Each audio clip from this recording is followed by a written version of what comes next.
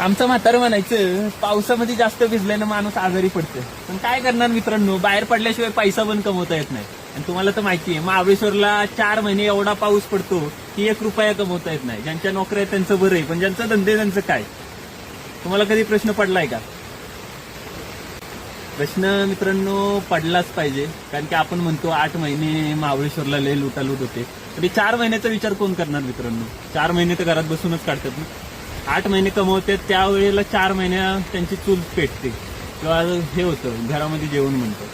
तर जर तुम्ही 4 महिन्याचा जर विचार करत नसाल मित्रांनो आणि फक्त 8 महिने लुटतात आहे, हाच फक्त तुम्ही जर अजेंडा घेऊन जर महाबळेश्वरला बदनाम करत असाल तर हे कुठेतरी थांबलं पाहिजे. आणि तुम्ही जर महाबळेश्वरला येत आहे तर हा विचार करू नका मित्रांनो की महाबळेश्वरला खूप लुटतात. ते प्राइस का ठेवलेले आहेत किंवा कसे वाढलेले आहेत ह्याच्याबद्दल मी बोलत नाहीये, पण तुम्ही 4 महिन्याचा पण विचार करत जा. पावसामध्ये इकडे काही सुविधा नसतात किंवा काही कमवण्याचे साधन नाहीये, त्यामुळे याचा पण विचार